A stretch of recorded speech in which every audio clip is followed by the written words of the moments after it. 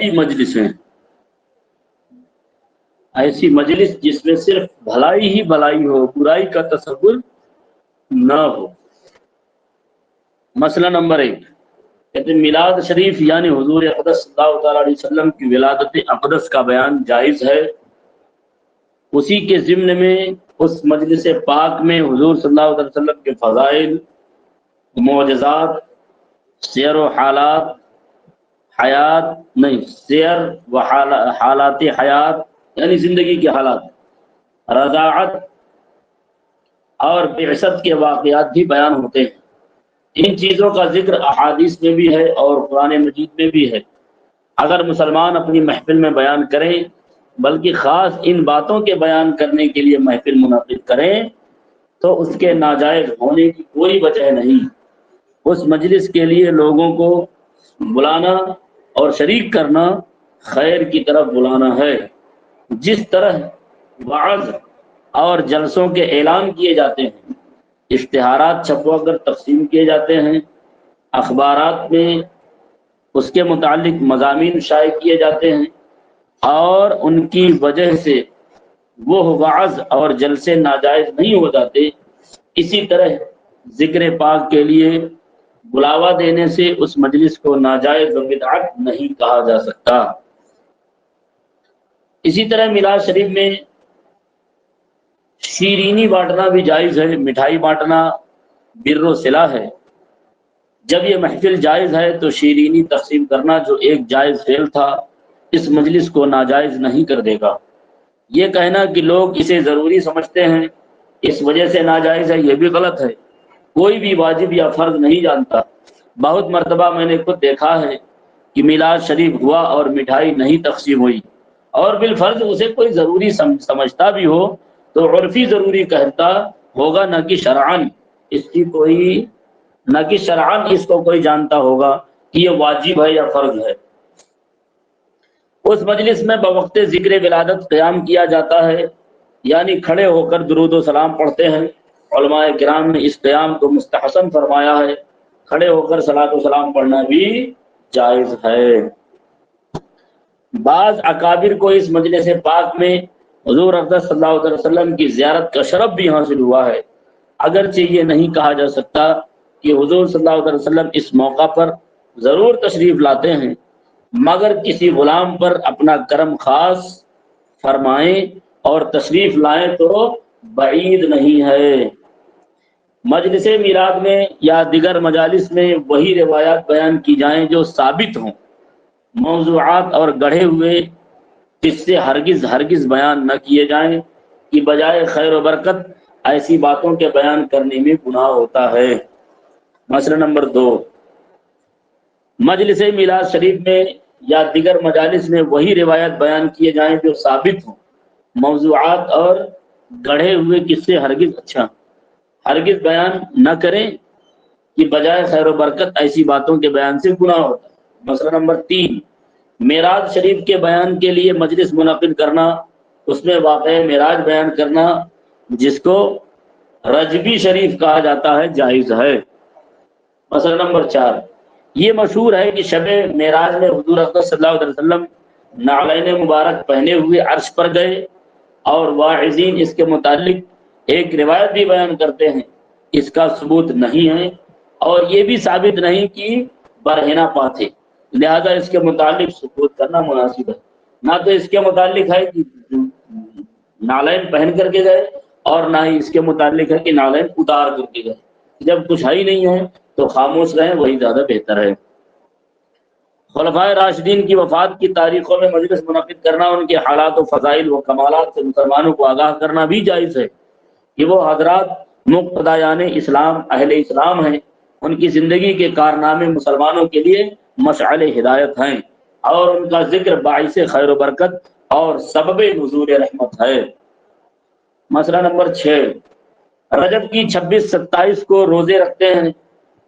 پہلے کو ہزاری اور دوسرے کو لکھی کہتے ہیں، یعنی پہلے میں 1000 روزے کا ثواب اور دوسرے میں 1 لاکھ کا ثواب بتاتے ہیں۔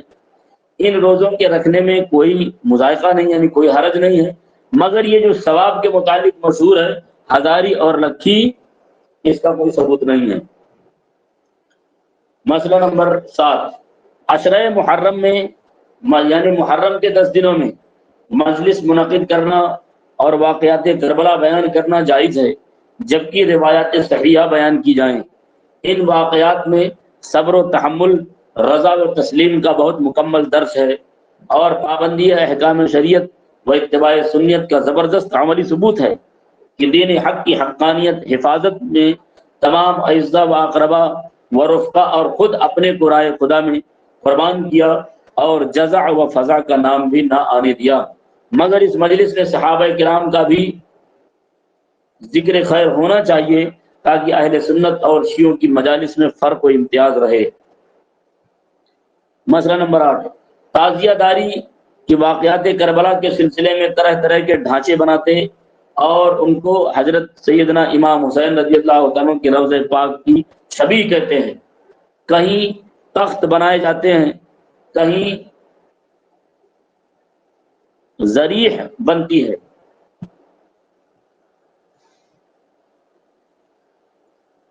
ذریح مانے یہ ایک قسم کا تعزیہ جو گنبد نما ہوتا ہے، اور علم اور شدے نکالے جاتے ہیں، ڈھول تاشے اور قسم قسم کے باجے بجائے جاتے ہیں۔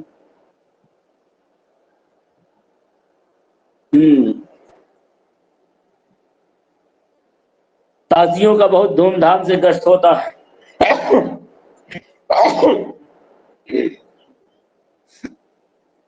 تعزیوں کا بہت دھوم دھام سے گشت ہوتا ہے۔ آگے پیچھے ہونے میں جاہلیت کے سے جھگڑے ہوتے ہیں، کبھی درخت کی شاخیں کاٹی جاتی ہیں، کہیں چبوترے کھدوائے جاتے ہیں، تعزیوں سے منتیں مانی جاتی ہیں، سونے چاندی کے علم چڑھائے جاتے ہیں، ہار پھول ناریل چڑھاتے ہیں، وہاں جوتے پہن کر جانے کو گناہ سمجھتے ہیں، بلکہ اس شدت سے منع کرتے ہیں کہ گناہ پر بھی ایسی ممانعت نہیں کرتے۔ چھتری لگانے کو بہت برا جانتے ہیں۔ تعزیوں کے اندر 2 مصنوعی قبریں بناتے ہیں، ایک پر سبز غلاف اور دوسری پر سرخ غلاف ڈالتے ہیں۔ سبز غلاف والی کو حضرت سیدنا امام حسن رضی اللہ عنہ کی قبر اور سرخ غلاف والی کو سیدنا امام حسین رضی اللہ عنہ کی قبر یا شبیہ قبر بناتے ہیں، اور وہاں شربت مالیدہ وغیرہ پر فاتحہ دلواتے ہیں، یہ تصور کر کے کہ حضرت امام علی مقام کے روضہ اور مواجہ اقدس میں فاتحہ دلا رہے ہیں۔ پھر یہ تعزیے 10ویں تاریخ کو مصنوعی کربلا میں لے جا کر دفن کرتے ہیں، گویا یہ جنازہ تھا جسے دفن کر آئے۔ پھر تیجا 10واں 40واں سب کچھ کیا جاتا ہے، اور ہر ایک خرافات پر مشتمل ہوتا ہے۔ حضرت قاسم رضی اللہ عنہ کی مہندی نکالتے ہیں، گویا ان کی شادی ہو رہی ہے اور مہندی رچائی جائے گی، اور اسی تعزیہ داری کے سلسلہ میں کوئی پیک بنتا ہے۔ یہ کیا ہوتا ہے؟ 1 منٹ۔ ہاں، یعنی قاصد پیغام رساں، جس کے کمر سے گھنگرو بندھے ہوتے ہیں، گویا یہ حضرت امام علی مقام کا قاصد اور ہرکارہ ہے، جو یہاں سے خط لے کر ابن زیاد یا یزید کے پاس جائے گا، اور وہ ہرکاروں کی طرح بھاگا پھرتا ہے۔ کسی بچہ کو فقیر بنایا جاتا ہے، اس کے گلے میں جھولی ڈالتے اور گھر گھر اس سے بھیک منگواتے ہیں۔ کوئی سقہ بنایا جاتا ہے، یعنی پانی بھر لانے والا کاسا، چھوٹی سی مشک اس کے کندھے سے لٹکتی ہے، گویا یہ دریائے فرات سے پانی بھر کر لائے گا۔ کسی علم پر مشک لٹکتی ہے اور اس میں تیر لگا ہوتا ہے، گویا یہ حضرت عباس علمدار ہیں کہ فرات سے پانی لا رہے ہیں، اور یزیدیوں نے مشک کو تیر سے چھید دیا ہے۔ اسی قسم کی بہت سی باتیں کی جاتی ہیں، یہ سب لغو خرافات ہیں، ان سے ہرگز سیدنا امام حسین رضی اللہ عنہ خوش نہیں۔ یہ تم خود غور کرو کہ انہوں نے احیاء دین و سنت کے لیے یہ زبردست قربانیاں کی، اور تم نے معاذ اللہ ان کو بدعات کا ذریعہ بنا لیا۔ بعض جگہ اسی تعزیہ داری کے سلسلہ میں براق بنایا جاتا ہے، جو عجب قسم کا مجسمہ ہوتا ہے کہ کچھ حصہ انسانی شکل کا ہوتا ہے اور کچھ حصہ جانور کا تھا۔ شاید یہ حضرت امام عالی مقام کی سواری کے لیے ایک جانور ہوگا۔ کہیں دلدل بنتا ہے، کہیں بڑی بڑی قبریں بنتی ہیں، بعض جگہ آدمی ریچھ بندر لنگور بنتے ہیں اور کودتے پھرتے ہیں، جن کو اسلام تو اسلام انسانی تہذیب بھی جائز نہیں رکھتی۔ ایسی بری حرکت اسلام ہرگز جائز نہیں رکھتا۔ افسوس کہ محبت اہل بیت کرام کا دعویٰ اور ایسی بیجا حرکتیں، یہ واقعہ تمہارے لیے نصیحت تھا اور تم نے اس کو کھیل تماشا بنا لیا ہے۔ اسی سلسلے میں نوحہ و ماتم بھی ہوتا ہے اور سینہ گوبی ہوتی ہے۔ اتنے زور زور سے سینہ کوٹتے ہیں کہ ورم ہو جاتا ہے، سینہ سرخ ہو جاتا ہے، بلکہ بعض جگہ زنجیروں اور چھریوں سے ماتم کرتے ہیں، سینے سے خون بہنے لگتا ہے۔ تازیوں کے پاس مرثیہ پڑھا جاتا ہے اور تازیہ جب گشت کو نکلتا ہے اس وقت بھی اس کے آگے مرثیہ پڑھا جاتا ہے۔ مرثیہ میں غلط واقعات نظم کیے جاتے ہیں، اہل بیت کرام کی بے حرمتی اور بے صبری اور جزا و فضا کا ذکر کیا جاتا ہے۔ اور چونکہ اکثر مرثیہ رافضیوں ہی کے ہیں، بعض میں تبرہ بھی ہوتا ہے، مگر اس رو میں سنی بھی اسے بے تکلف پڑھ جاتے ہیں، اور اس رو میں سنی بھی انہیں بے تکلف پڑھ جاتے ہیں اور انہیں اس کا خیال بھی نہیں ہوتا کہ کیا پڑھ رہے ہیں، یہ سب ناجائز و گناہ کے کام ہیں۔ مسئلہ نمبر 9، اظہار غم کے لیے سر کے بال بکھیرتے ہیں، کپڑے پھاڑتے اور سر پر خاک ڈالتے ہیں اور بھوسا ڈالتے اڑاتے ہیں۔ یہ بھی ناجائز اور جاہلیت کے کام ہیں، ان سے بچنا نہایت ضروری ہے۔ احادیث میں ان کی سخت ممانعت آئی ہے۔ مسلمانوں پر لازم ہے کہ ایسے امور سے پرہیز کریں اور ایسے کام کریں جن سے اللہ تعالیٰ و رسول اللہ صلی اللہ علیہ وسلم راضی ہوں، یہی نجات کا راستہ ہے۔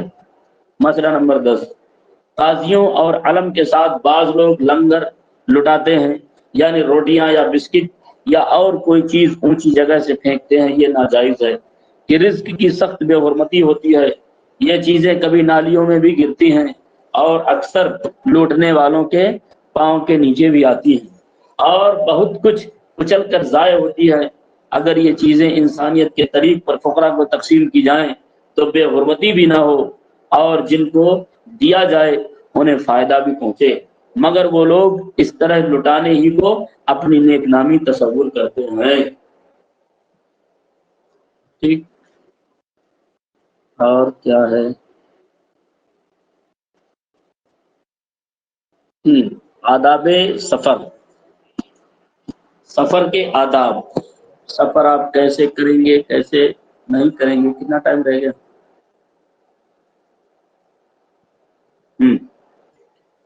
حدیث نمبر 1، صحیح بخاری میں کعب بن مالک رضی اللہ عنہ سے مروی کہ نبی کریم صلی اللہ علیہ وسلم غزوہ تبوک کو پنج شنبہ کے روز روانہ ہوئے اور پنج شنبہ کے دن روانہ ہونا حضور صلی اللہ علیہ وسلم